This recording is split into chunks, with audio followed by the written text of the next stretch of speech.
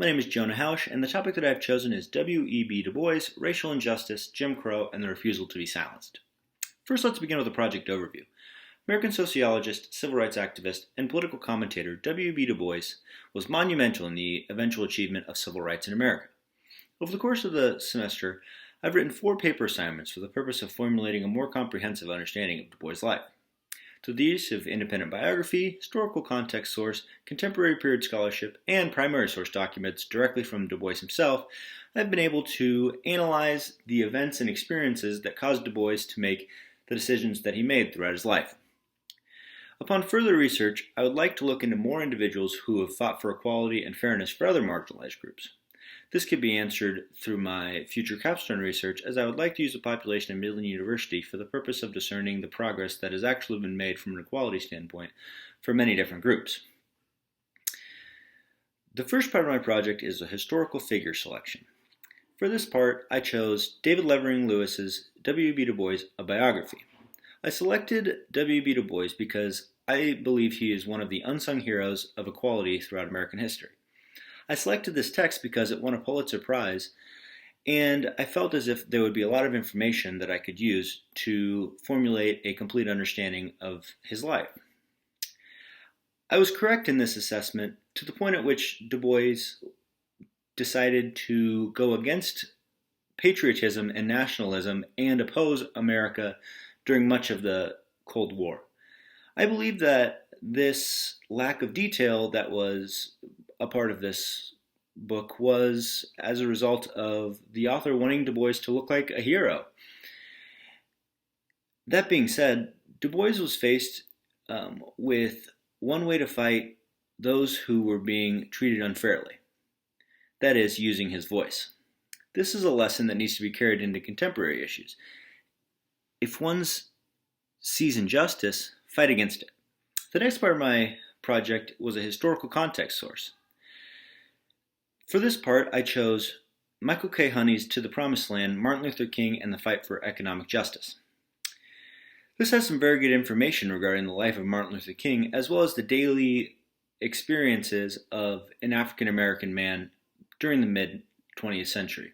I chose this source because it served as a supplemental text in understanding the daily life of Martin Luther King, as well as seeing the effects of many of W.E.B. Du Bois' key achievements throughout his life, namely the NAACP. This source was missing the voice of a black woman who was struggling with both systemic racism and overt sexism in the United States. Without this voice, we're neglecting half of the black population who is desiring and fighting for equality. The third part of my project is contemporary connections. For this, I chose Mason Funk's The Book of Pride, LGBTQ Heroes Who Changed the World. I found that the LGBTQIA+ movement was very akin to the civil rights movement. It seemed as if many of this source that I was reading was almost a modern-day version of the civil rights movement. I even mentioned in my paper that I felt like the LGBTQIA movement in America was the movement that W.E.B. Du Bois believed that the civil rights movement should have been from the beginning. A complete disregard for the idea of gradualism within the United States, and a group of people who galvanized and chose, hey, we are going to be the individuals that we want to be, that we actually are. You are going to respect us and you are going to accept us, because there is nothing wrong with being exactly who we are. While Du Bois was not specifically cited in this text, it did allude to movement leaders who allowed these leaders of the LGBTQ movement to believe that change was possible in America, and this cannot be understated. That being said, I believe that these were omitted from this text because it is impossible to formulate a comprehensive list of change makers from a civil rights standpoint without omitting some individuals. The last part of my project was the In Their Own Words section.